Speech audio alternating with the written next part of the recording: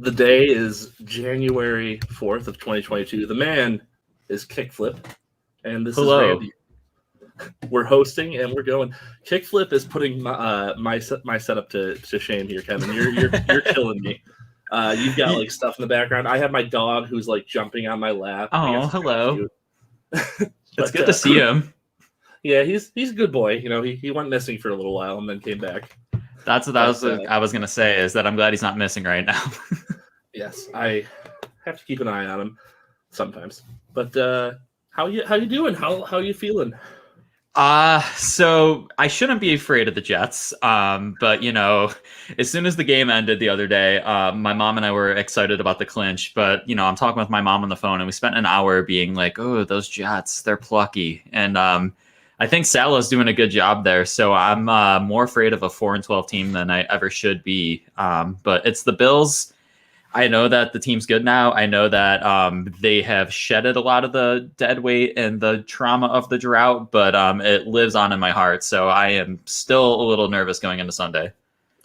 Yeah, I think that's totally fair, and I think I'm also a little nervous because the Jets are never an easy out. I mean, last year when we were ridiculously good, in my opinion, we still had a hard time putting the Jets away. I think divisional games are just kind of like that, except for the Dolphins, who we seem to just curb stomp every time we play them. Yeah. For whatever reason, Josh Allen just really, I mean, not only has he destroyed the Dolphins pretty much every time he's played them, but I mean, he seems to get real fired up. You know, always doing little gestures at them, doing some trash talk, starting a little scuffle. So the Dolphins seem to be no problem for him, and he really likes to get after them. And I mean, Allen's done really good against the Jets too. It's not like he's done poorly against them, but last year, both those games that we played against them, the Bills looked like they were going to really wash them in the first game, and then the Jets clawed back and still lost. And then the other game was just a mess, and Tyler Bass had to kick 6 field goals to win that game. So I'm hoping that it's not like that this time, and we can just relax midway through the third quarter and start celebrating. Yeah, I'm hoping for that too. I'm planning on going up to Al's for this one, pending the weather. Wasn't able to get up there last week because the snow and ice in Kansas City got a little bit crazy. It's not even that like they get that much here. It's just the roads, they don't know how to handle it, and then I'm more afraid of the other people on the road than I am of me. Yeah, no, we bailed on New Year's plans. Kind of for that reason. It's just that we were like, well, if we have to drive back Saturday morning, what's going to happen? Like, what are the roads going to be? Oh, I think you just muted yourself. Oh, yeah, I sure did. Yeah, we thought, so we were going to go to Lawrence, and we thought, you know, if we drive back in the morning after staying over at a friend's house, we're like, are we going to get stranded and not be able to get back to Kansas City? So I trust myself driving. I don't trust the roads. I don't trust other people. So I stayed in all weekend. Yeah, it was kind of nice. I ended up going to a local KC establishment known as Tanner's Bar and Grill, which for those of you who are, if anyone listens to this later and is like, oh, Tanner's, yeah. I'm not a big Tanner's fan. I think they're very overrated, very, very overrated sports bar. But they had the NFL Sunday ticket, and they were nice enough to put on the Bills game in the small TV in the corner for me. I've watched some Bills games there before, not too many. If we're gonna talk like KC chains and bars and grills, I would say Johnny's is better. I think their food's a lot better. They have the beer list at both places is pretty good, but yeah, Tanner's food's not very good. Johnny's food, you can get some good stuff there. Dude, Johnny's is really good. Johnny's has surprisingly solid wings. I mean, I'm not saying they're Buffalo level, but they're solid. Yeah. Anytime I've been there, you know, I was going to say my wife likes, you know, I've gotten her into wings since we started dating, and we go to Johnny's every so often, and she'll get the wings there, and they're not bad. We did get them in Topeka, and they weren't good. So maybe that's just a Topeka problem, not exactly a Johnny's problem. But yeah, no, surprisingly good for a Kansas City chain. We're calling you out, Johnny's Topeka. If you listen to this podcast, you're just going to find they're going to be pissed when we get famous, man. Yeah, I'm really narrowing down your audience. You spent so long building up this podcast, and then I just took out the Topeka section right away. The whole third of the state gone. Population-wise, I would assume they're about the third. They're probably more populous than Kansas City, Kansas. I don't think so. I think KCK is bigger. I mean, I know it's a bigger land area because Wyandotte County is like very large, but you're asking an expat who's been here less time than you have about population metrics in Kansas, so I'm not going to even touch on it.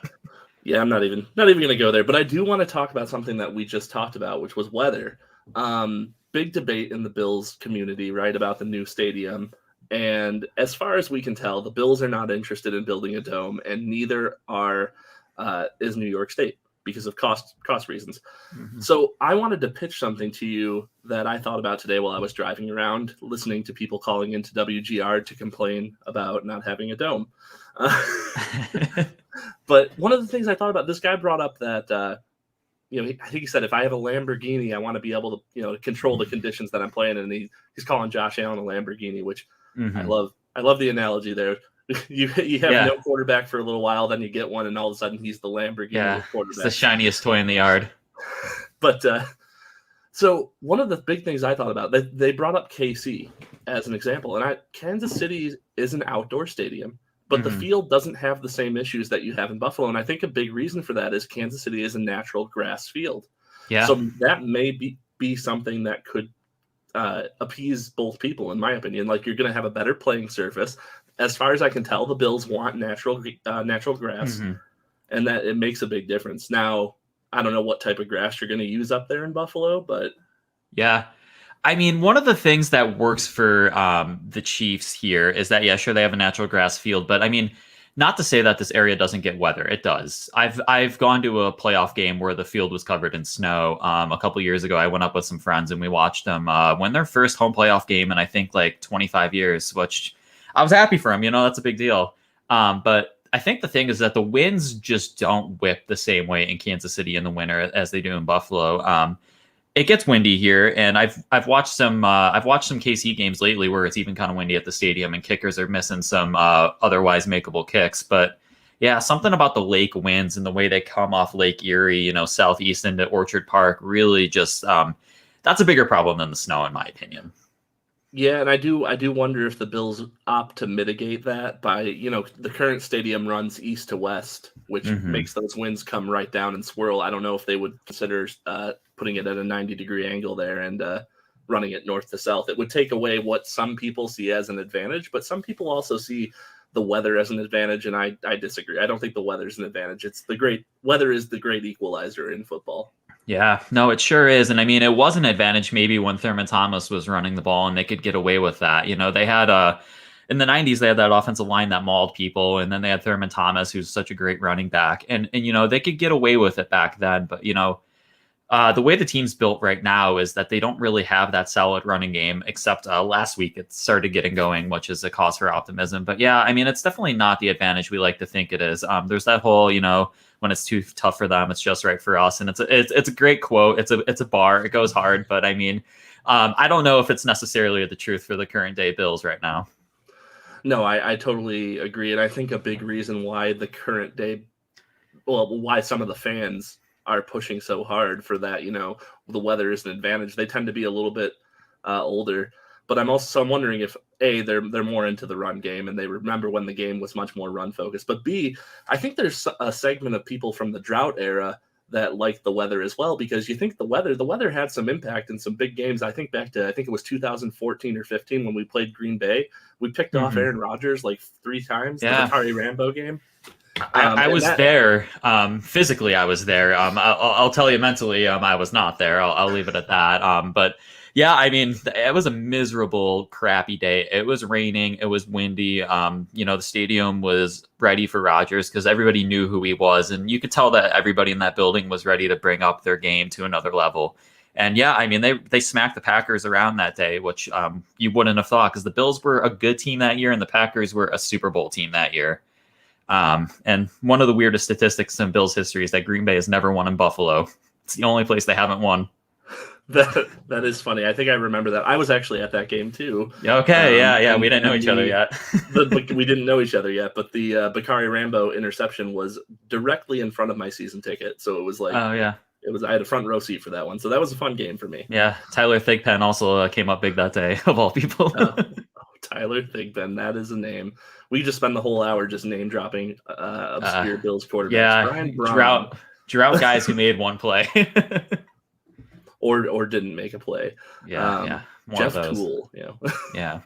There's a lot of those. God, that just brings me back to that KC interception in 2013. God, that was Man, that was a bad one. 2013. I'm trying to. Oh, I do remember that game. Yeah, they were beating up on the Chiefs all game as they used to do in those mid 2010s years, where they would outgain them like 2-1, 3-1, and then they would just make the worst mistake at the worst time and lose. Yeah, the Bills were really good at that for a really long time, and hey, they still do it. I was gonna say they still do it, and we still go into these games with expectations. I was gonna spoil something about Spider-Man, but I'm not gonna spoil that. Oh, I haven't seen it yet. Okay, I'm definitely. I'm gonna watch all of them someday. I haven't seen them yet. I like the movies. I just haven't watched them. That's fair. No, I was trying to think back to. I lost my train of thought here. It's gone. You're thinking about Spider-Man. Yeah. That happens. Daryl Talley. Well, no, that's. No, we were talking about, so one of the things I was saying is that, in those KC games in the mid 2010s, they were outgaining them and driving on them all game. But then they would always have something stupid happen, like Bryce Brown fumbles out of the end zone, or they don't go to Sammy Watkins in the second half, or Jeff Toole throws a back-breaking pick six when they could be up 2 possessions. Instead, all of a sudden, KC brings it back and they're tied. And that's kind of like what's happened a lot with Bills this year is that they've outgained a lot of teams. Like in the Titans game, the Pats loss, the Jags lost, they outgained all those teams and they just could not finish in the red zone, and mistakes came at bad times and they lost those games. And I think that's like the thing that could undo them this year in the playoffs again, is that they can take anybody. It's just, are you going to shoot yourself in the foot?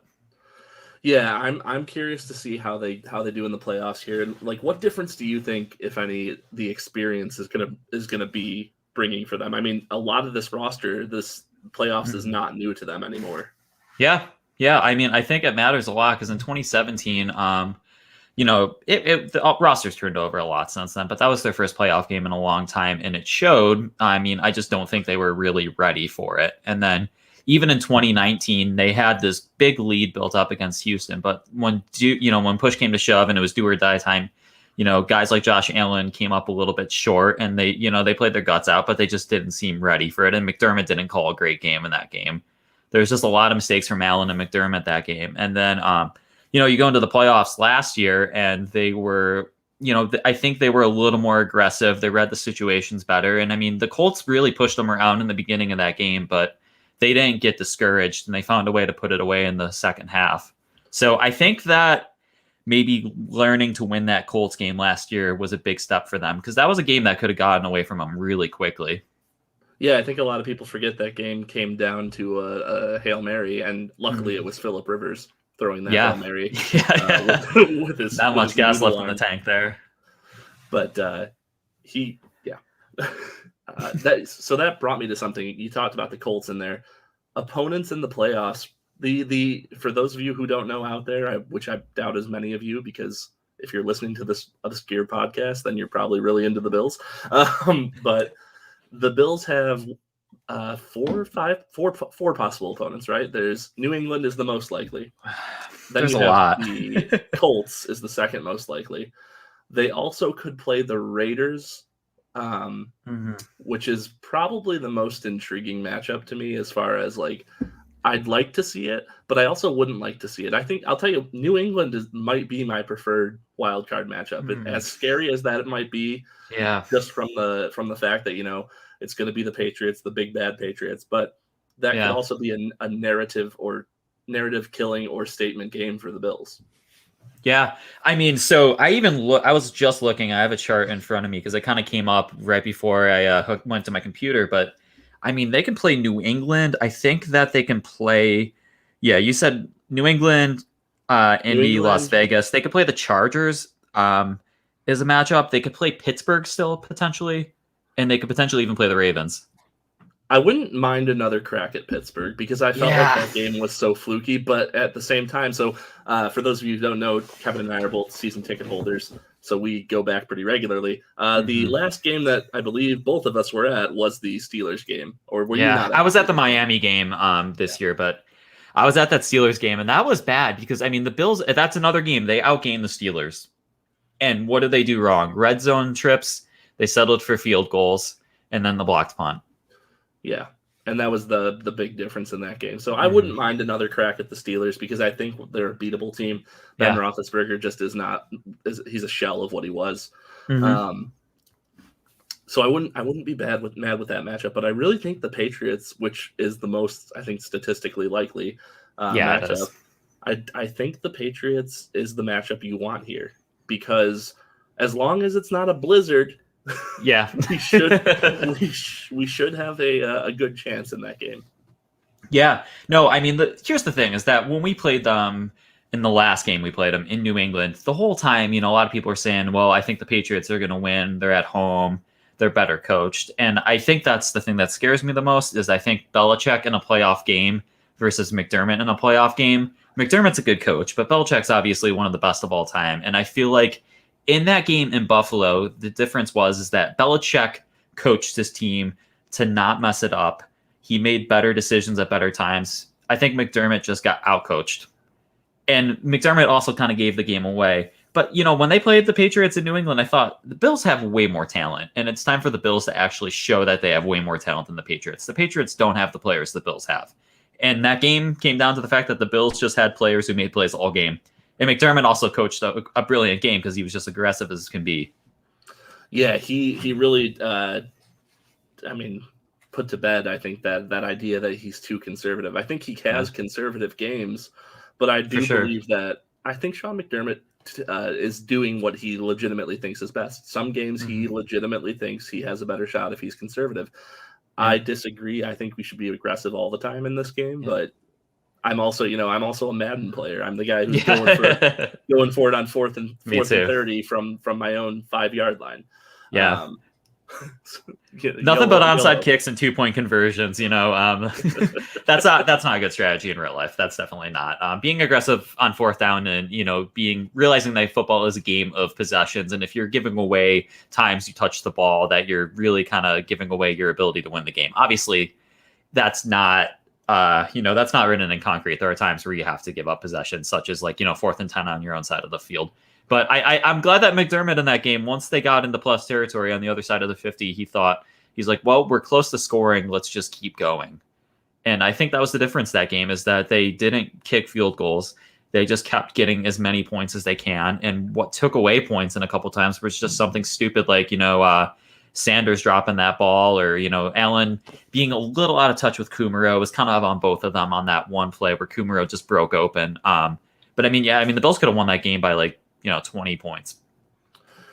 Yeah. Okay. So if you had to pick a player, I know who a lot of people are picking this year, but I'm curious who your player is to pick on. Who's your Bills player that you constantly find yourself going, face palming or what are you doing out there? Do you have anybody? That's tough because I feel like maybe, I know people kind of pick on Edmonds a little bit, and he definitely he makes mistakes. I'm not going to act like I know everything about being the Mike linebacker or anything like that. I don't. There's some times where you kind of see him going one way and the running back goes the other, and you kind of go, oh, what's he doing there? Sometimes Levi Wallace, who I think Levi Wallace has played great, but in years past, they're going to go away from Trey and they're going to throw all the volume towards Levi Wallace, and sometimes he's just going to not be the guy to make it. But yeah, I don't think anybody on the team has been egregiously bad. I think the offensive line players at times have been pretty tough. But I don't know if it's one guy. But now that they got Bates in, it seems like it's clicking better. What about you? So now I was going to say, so Edmonds is obviously Zach's favorite whipping boy, and he just goes off on all of these different players, but Edmonds primarily. Klein used to be his least favorite. He used to rag on Klein nonstop, and Klein is actually, I think, improved head over heels. He played really good against the Chiefs. Yeah, I think he's giving Edmonds a run for the money on having who's the actual starting linebacker. Mm-hmm. It's tough to say. I think I would say the defensive line, Ed Oliver, I think, has been fine. He's been fine. He's had a lot of third down pressures. I know that the metric on him, having a lot of third down pressure, shows that he's been pretty effective. I think expectations are a tough thing for him because when he was drafted in the top 10, a lot of people compared him to Aaron Donald before the draft. So I think a lot of Bills fans are like, oh, well, we got Aaron Donald, and he's not Aaron Donald. Nobody is. Yeah. But he's pretty good. I think we wanted a star, and he's not. Speaking of Aaron Donald, did you see the EPA chart with him and other defensive tackles? It's ridiculous. Like, there's the bottom left corner is all the other defensive tackles, and then way off in the right hand corner is Aaron Donald just by himself. And I'm sure computer cowboy or whatever his name is there tweeted it out, and he's just like, this is outrageous. Yeah, no, he's a freak of nature, and I think that was a little unfair to Ed Oliver, who's been a pretty good player for the Bills. It's just that he was a top 10 defensive tackle, pegged to be as good as this guy who is just an athletic freak and one of the best to ever do it. And he's, a few years in, he's been fine. And I think with Edmonds, what's tough about him is I think the Bills have a huge decision to make on him because they're going to have to pay him a lot of money. He makes all these Pro Bowls.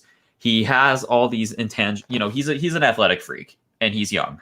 There's the meme, he's 23 in his fourth year. That was kind of going around about how people just say, well, he's young.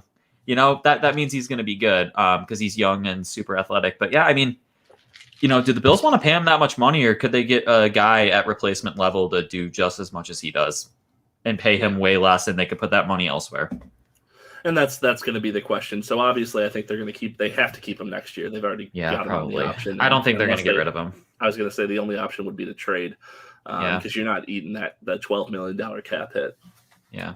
Do you have any free agents that you think are must signs right now? So God. in case you don't know off the I bat, don't. I don't either, unfortunately. So I'm going to pull that up. But I think the Bills have some decisions to make this year, about who they're going to keep, because they had some guys coming up who are been around for a while and are good players. But I mean, do you want to pay them? Right. And that was the point I was trying to make is so far, Brandon Beane, God bless you, Brandon Beane, if you hear this, has done a phenomenal phenomenal job of keeping his free agents and not having and keeping them under good deals. I mean that. Yeah. Who did he just sign recently? I mean the Trey White deal looks outrageous right now. The good. But trying to think. Okay, here's your 2022 free agents. I'm going to go down the list from increasing average annual value down. So Jerry Hughes, I think that's a no-brainer. I think Jerry's done. I think he's probably good unless he comes back pressure. I was going to say, I think he's really still good, but unless he comes back on a very team-friendly deal, I think he'll go. He might get paid somewhere else. It might be kind of like a Thurman Thomas deal where he goes to one of our division rivals for a couple of years and doesn't go to the Jets, take a paycheck, and go home. More power to him. Now, the Mario Addison, he's even older than Jerry. I mean, he's a year older than Jerry, and I think his time here is probably over. Yeah, he's a whatever player. He's not bad, but he doesn't do enough. And then you got Vernon Butler. So 27 and a half. This will be his third deal, I think, if we re-signed him. Mm-hmm. I don't know if I see him coming back. I wouldn't keep any of them, honestly. I mean, maybe Jerry on a sweetheart deal, maybe he just wants to be a Bill, and I love Jerry Hughes. He's a, I was gonna say he's one of those guys who's just you'll remember fondly forever. I don't know if he's a Wall of Fame guy, but I mean he's been a good player for a long time. I think so. I'd like to keep him. If the Bills make the Super Bowl this year, which is crazy to ask, but if they did. I think Jerry Hughes becomes a Wall of Famer just because of that nostalgia, and people will always connect him with that. Yeah. Okay, then do you want to sign Mitch Trubisky again? Do you think he'll agree to another $2.5 million 1-year deal? I mean, I would take that. I don't know if he would. I don't know if he wants to move on with his career and go somewhere. I mean, maybe he can replace Baker in Cleveland, even though they're not going to get rid of him. They're going to have to keep Baker.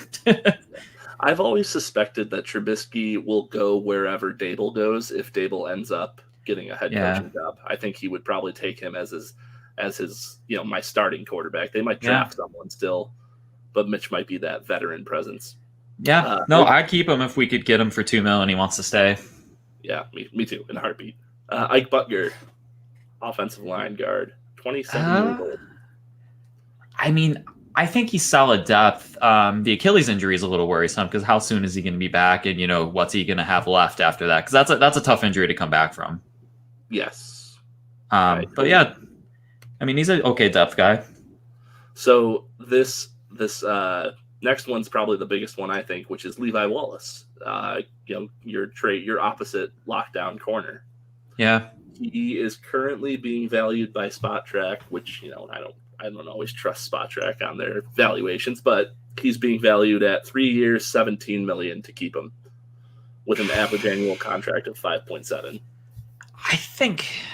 I don't know. I mean, I feel like maybe they could replicate him with somebody cheaper. Like they could maybe get a good draft. I mean, if they draft another corner, I mean, he's maybe expendable, but I think he does a fine job considering. I mean, that contract might be a little more than what he's worth, but I think he's a solid player. I mean, he doesn't get destroyed. I mean, sometimes he gets beat on a play and you go, oh, I wish he made that play, but I think he is a respectable guy on the defense.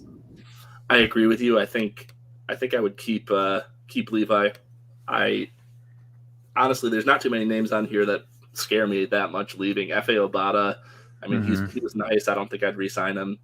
Unless you can get these guys team friendly. So that, I mean, now if you factor in all those people leaving, the big thing that does do is you now have a glaring hole at defensive end. You're losing three out of your, probably three out of your three of your top rotation guys for defensive end. Isaiah McKenzie, what do you think? Does he get a second contract?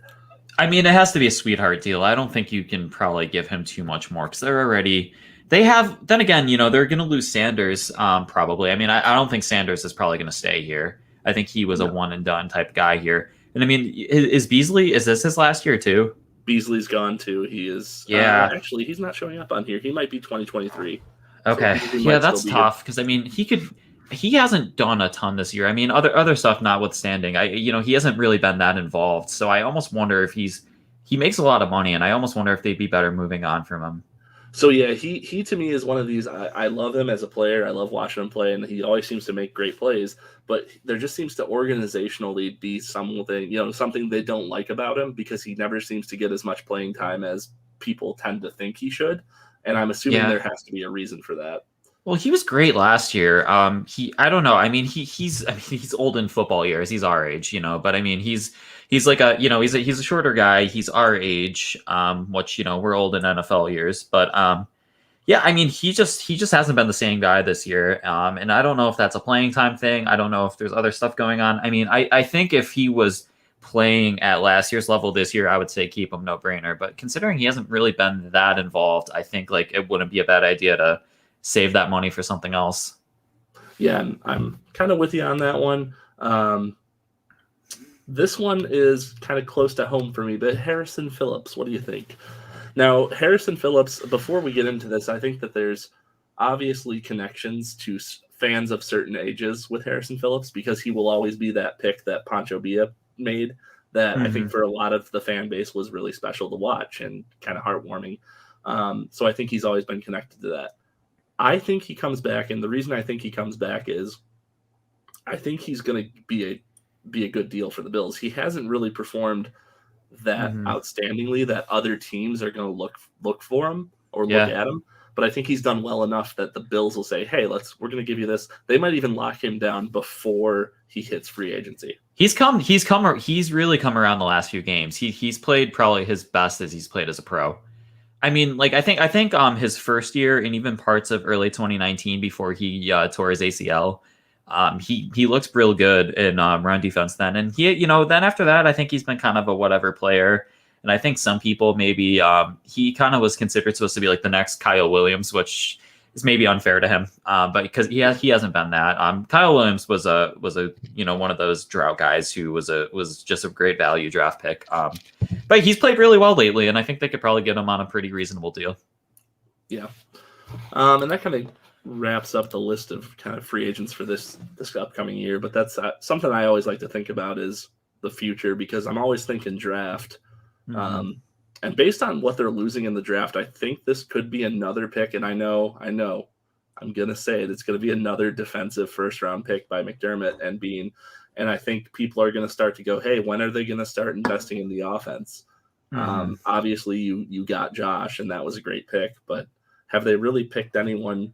Let's say of the receivers on our teams, which ones were drafted? You have Gabe Davis, which was a steal. Yeah. McKenzie was McKenzie. No, he was a Bronco. He was a Bronco, and then they got him in free agency, and he was like a practice squad guy. Yeah. So I think it's Gabe Davis, and I can't even think of the depth chart right now, but I feel like we've signed all of our wide receivers in free agency. Yeah, I'd like to even see them get a wide receiver in the draft or something like that if that's available. But I mean, it really depends on who's on the board and when they're picking. Because I mean, if they lose next weekend, in the wild card round, they're picking pretty early or midway through the draft. But if they go on a run, all of a sudden we're picking in the high 20s, and that's going to be way different field there. All right, Brandon Bean over there with your we'll take the best player available approach. Yeah, I mean, I think that's what they're going to do. I mean, they don't have huge holes on the team. They do tend to stick to that, and I do think they will. I think they will take the best player available. I would just love for it to be an offensive player once in a while. Although I was so glad they did not draft a running back in the first round this last year. I just feel like running backs, if you draft a running back in the first round, you are asking for trouble. Yeah, I mean, it has to be Jonathan Taylor, but even so, guys like that, they hit a wall. And I think like Derrick Henry has ended up having a pretty nice career after really starting super slow. But I mean, also, he's a giant monster who runs extremely fast, but he only runs fast after he gets like 10 yards of speed, and then he just really hits his stride.